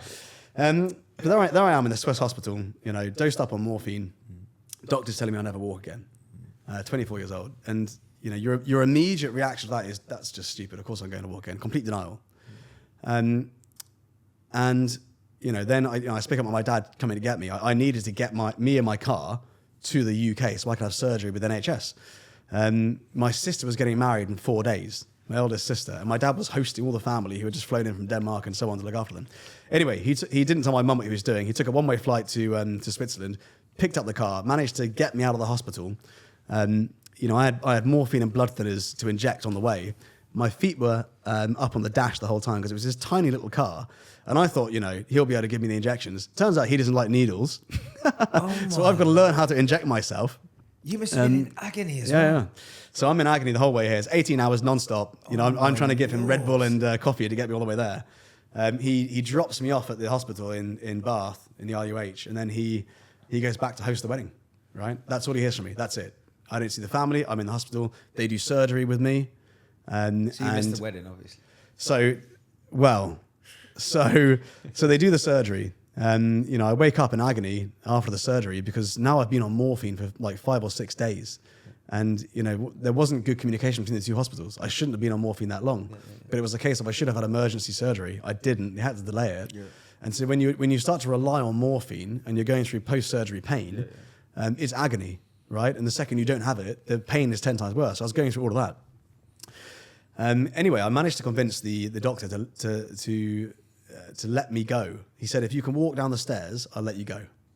So I've to this wedding. So I managed to get my friend to bring in a tuxedo and cut down. So we got the tuxedo, we got the trousers. We cut down the sides so the cast could fit in. And the physio is there. You know, they're saying, you know, we've said we'll let him go. We're probably not. 9 out of 10 chances we're not going to let him go. I start to hobble my way down the stairs in agony, pretending everything's completely fine, just downplaying the whole thing. I got 2 crutches, and you know, I get to the end. I'm sweating profusely by the end, but I managed to get out of the hospital in order to go to the wedding. My friend picks me up in a soft top convertible Lotus, which is handy because I can't get my legs straight into most cars. So you imagine I turn up at the wedding in a kind of man-made tuxedo with my 2 feet in casts, crutches at the back of this Lotus sports car. Hobble my way into the wedding, sit at the front, and I put my feet up on the pew like this.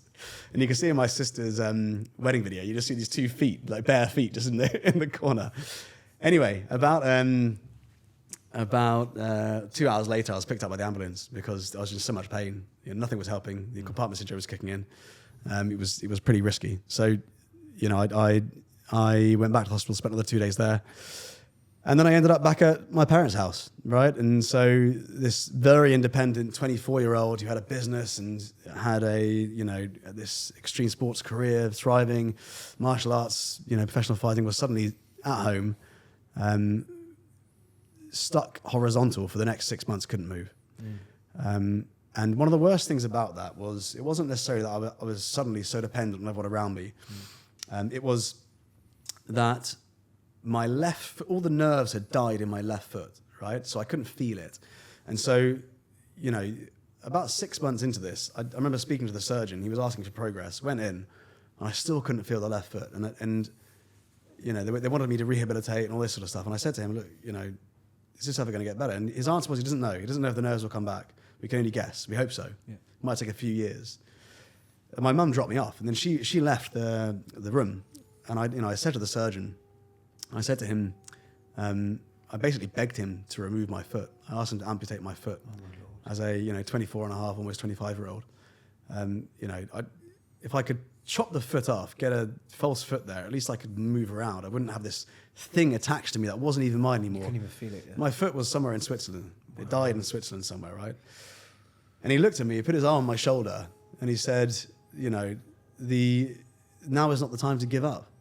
And that was the reality. That one single moment from him really, really changed the outcome of my trajectory, I think. And so, I went back and carried on all the training I was doing. I was training my body as much as I could. I was doing pull-ups at this stage. I was using a spiky ball on my foot to try and get the nerves back. One day, I felt this sharp pain in that foot, and it was the nerves kicking off. And you think, oh, what's going on here? But that was a great moment because the nerves were finally firing after about 7-8 months. All of this time, I'm dating Vicky. She's picking me up, to go on dates here and there, and all that sort of stuff. It was good fun, but the bottom line is, after about 1.5 years of this and teaching martial arts on crutches, because I had to eventually go and teach martial arts on crutches, parents would hold the door open for me so that I could teach their kids. And so I became very good at teaching martial arts and the character development program without actually moving my body. I had to sit there and mentor kids through everything they were doing. So as hard as it was for you at that time, would you say that helped you develop? It developed me as a mentor and an educator, and to separate us, because I had to teach martial arts without martial arts. Yeah, and because obviously up to that point, a large part of probably your identity and also the way you talk was based on the physicality. Exactly. Okay. So when I talk about identity shifts, it was like the part of me that was all the value I brought was on what I could do physically had to go. Right, and so you can drive yourself insane lying down with ADHD. You didn't know at the time. You've got a Ferrari brain that's used to moving, and you're stuck horizontal all the time.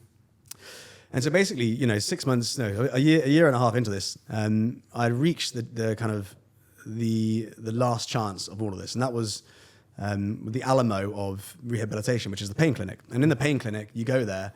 That's when you can't improve anymore. You can't rehabilitate anymore. Okay. And in the pain clinic, they teach you how to live with pain for the rest of your life. I'm 25, almost 26 at this point. I'm surrounded by 70 or 80-year-olds with arthritis. Yep. They're telling me I need to be on ibuprofen every day for the rest of my life. They're telling me how to live with pain, how to restrict my movement, not to walk too much.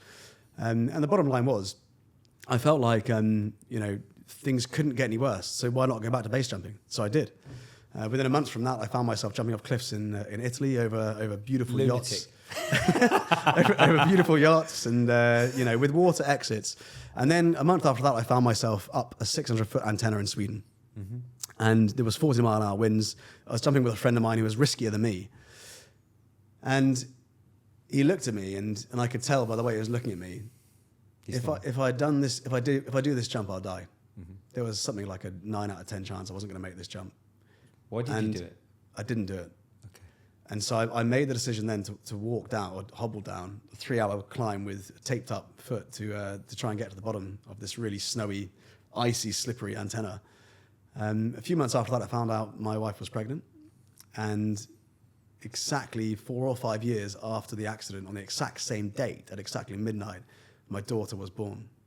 And suddenly, I'm holding this tiny little fragile thing, just like you were not long ago. And something inside you immediately changes.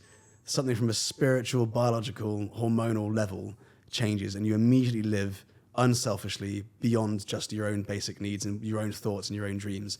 And your purpose sometimes, for a lot of people, exists outside of themselves. And, I realized that if I carried on living this selfish life, my daughter, she grew up without a dad. Within that 2-year rehabilitation process, I lost 15 close friends. All going through jumping. There was a very small group of us doing extreme sports to that level. And there was a real turning point for me where I was over 30 and I had outgrown the age of all my mentors. And it was this real turning point for me. I remember looking back and I think within a few years of that accident, we had expanded the Warrior Academy to the UAE. Within a few years of that, we had expanded it around the world. Yeah. It changed the course and direction of my life. And it developed my character so much, losing everything, body, potential, life, friends, agency, autonomy, everything, and then building up from the trenches, from absolutely nothing, and then doing it in service for other people, right? To support a family, to support other kids, to support a global charity. Running a business for me has been character development. It's been the most extreme self-development course that I could have had.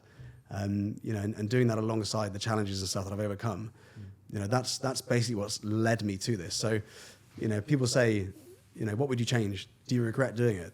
And I often say, if I could, 36-year-old Seb, if I could go back and speak to 24-year-old Seb on the edge of that cliff, he's suiting up right now, he's getting his zips down, his helmet on, he's about to lean forward and jump. They could say to me, if I had a chance to speak to him in that moment, what would I say? And I wouldn't say anything at all. I wouldn't change a thing. Mm-hmm. I'd let him jump, I'd let him fall, I'd let him break, and I'd let him regrow. Amazing, mate. Listen, me and you could talk for hours and hours, but there's just a couple of questions that I'd still like to ask before we get kicked out of here. Speak a little bit more about the foundation and the mission with that. I watched that documentary and it was mind-blowing. Why Africa? Why is that mission so strong to your heart? So when I was growing and developing the Warrior Academy in the UK, mm-hmm. we were always donating to charities, but it never really felt like I was connected to them. I never felt any real connection to it. It felt like we were just paying money, didn't really know where it went, especially big charities. And, it felt a little bit soulless. It was a nice thing to do, but no real connection. And so I realized, why don't we meet a lot of kids who could really benefit from our program, but they can't afford it, in the UK in particular.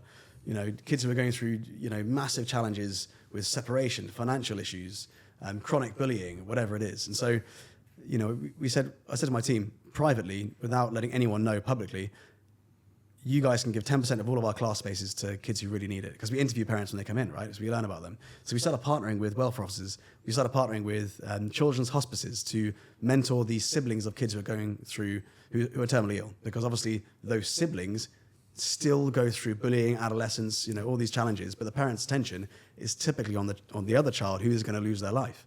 And then that child has to overcome that as well. Yeah. And often losing their parents, or who their parents were in the process. Mm-hmm. So we started giving these kids who were desperate need of mentoring. As we scaled to the UAE, we realized that in living in such an affluent environment, so many kids didn't really need the extra support financially, they could afford it. And we were a global organization at this stage, right? Because all of our students came from all over the world, being an expat community. And so, I thought, well, what if we could take this concept of this kind of giving culture at the heart of our organization and a product, a system, a program we know changes kids' lives, and take it into the harshest environments on the planet for the most vulnerable kids. Within a month of that idea, I found myself on a homeless shelter in Nairobi. I was surrounded by 30 boys who were saved from the streets within the last 2 or 3 months. And I'm in a converted pigsty. I'm sitting on a wooden chair. And I've got a little boy in front of me called Jeremy. He has got scars and burns on his body, on his face. He's smaller than other boys his age should be because of malnutrition. He's got a history of being addicted to glue, gang culture, escaping authorities, all this sort of stuff.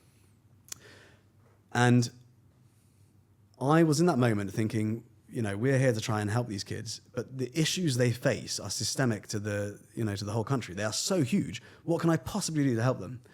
I was filled with imposter syndrome. What can I do? I'm a martial arts instructor from Somerset. What can I possibly do, right? And as I gave Jeremy his uniform for doing really well as a leadership class, for the first time I saw his face light up and he smiled.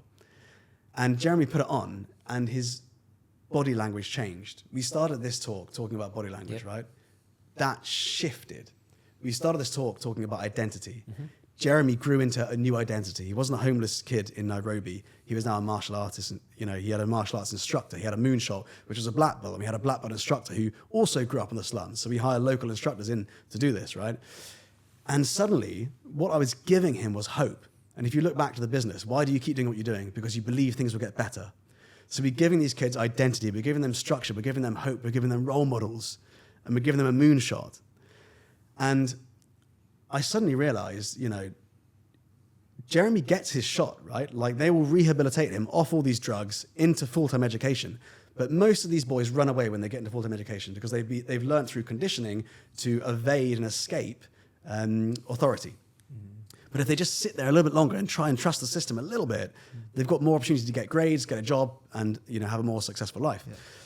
And so I realized that if I wanted to influence Jeremy's decisions, I had to influence his character. Everything is downstream from character, right? If I can develop Jeremy's character, he'll make better decisions. Remember the fork in the road? Yep, I remember, absolutely. Right. I've got to develop his character to make better decisions. That's what we've been doing for the last 10 years. And so I realized, if I wanted to help these kids, I had to influence their character. That is the only way you can help a child. We spoke about empowering, you can't save a child from bullying. I can't save Jeremy from poverty. He's got to save himself, right? I can't save him from the slums. He's got to make better decisions. That's all driven from character. That is what we do. And so we made it our mission to scale that. And, now here we are, 3 years after that, with 8,000 kids just like Jeremy going through our program. In June last year, 2025, we held the largest martial arts demonstration on the planet in a slum in Africa with over 1,000 kids in Warrior Academy uniform. And one of the most heartwarming things that I think came out of that most recent trip while we were shooting the documentary is I realized that so many kids were coming to class hungry, right? They've got something in Kenya called the 10 a.m. The government, if your kids go to a government school, which costs you about $2 a month, they will give your child a bowl of porridge at 10 a.m. They call it the 10 a.m. It guarantees your child's going to get fed, because a lot of them don't get fed at home. Yeah. They go begging for food. The problem is, during half terms or school holidays, the schools shut down, there's no food. Yeah. And so I had this boy in a Star orphanage crying on my shoulder a few months ago while I was there, half a year ago. And I said, "What's wrong?" And he says, "It's the school holiday coming up, and I'm so anxious. I don't know if I'm going to get anything to eat, because we beg, and some days we go 1 or 2 days without food. I don't know if he's only 9. I don't know if my 5-year-old sister is going to eat, and I don't know if my mum is either." And it filled him with so much anxiety. He was almost shaking. And these are kids who are given glue, or they take glue to numb the pain of hunger. Their dads are often absent because they can't deal with the situation, so they go to alcoholism, so they escape the family. And the bottom line, the situation here is that these half-term shutdowns were causing huge anxiety across the entire family and just crippling for everyone. So what we said is, and I said at the time, look, what if we could open up the schools? What if we could give them, instead of academics, we could give them martial arts tuition? And what if we could do the 10 a.m.? Yeah. For this school in Star Orphanage, what if we could open it 10 weeks a year, feed these kids a bowl of porridge every single day, give them martial arts character and tuition? We added it up. It was expensive to do. We raised money through other entrepreneurs who joined our Patreon program, and we did it. And on the spot, we literally launched this on the spot. Now, 8,000 kids and all the schools they go to in the slums of Kenya are reopened during the holidays, and they're given food. What that means is 8,000 families have lower anxiety. What it means is 8,000 mums can then go out and improve the economics of the family, knowing the kids are actually looked after, because normally they leave them at home in a very dangerous place, surrounded by other drunk men in a slum who potentially take advantage of them or whatever, right? So it's a very dangerous environment. So the knock-on effect of what we're doing, we've gone into the communities through martial arts, and now we're expanding it through healthcare, through electrolytes, through rehydration packs, through period packs and maternity packs. We've got all these things going on, as well as food. So, we're going in with martial arts, and we're leaving an entire community radically shifted, right? You've got 8,000 families, you're looking at 50, 60,000 people are benefiting from that.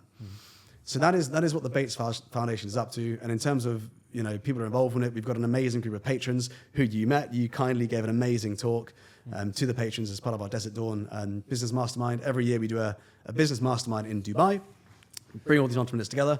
And then every year we do a scholarship tour where we take all the patrons, those who donate to our charity, to Kenya, to Nepal, to India, to Sri Lanka, wherever we are, where they can see firsthand what's actually going on. So it's a very raw but real experience. And the best way I can summarize that, and the way I explain it to patrons, is it's a 3-year commitment. And during those 3 years, we will change the way that you look at yourself and your life and your role as an entrepreneur in the world. And what I really encourage entrepreneurs to do is to not just measure the success of their business on the P&L and the revenue, but measure it based on the fulfillment that they actually get. Because when I made that shift from my business existing commercially to my business making an impact to the work we do anyway, but now having this philanthropy arm, everything in my life started changing, right? The amount of fulfillment I had was better than any, big revenue month. And it's something that, my kids are growing up in a house where they see entrepreneurship, but they also see philanthropy. Yeah. There's no divide. It's just one big fusion. And we're trying to create this force for good in the world. And I want my kids to see that. Seb, what an ending. Time flew by, hasn't it? It would. Where can people find you, the Warrior Academy, the Seb Bates Foundation? So Seb.Bates on Instagram, you can find me there. Seb Bates on YouTube, you can find me there. TheBatesFoundation.com or thewarrioracademy.ae. Thank you so much for your time and gold. Please check this guy out. He's amazing. Seb, Thank you, mate. Thank you so much, my friend. Thank you, buddy.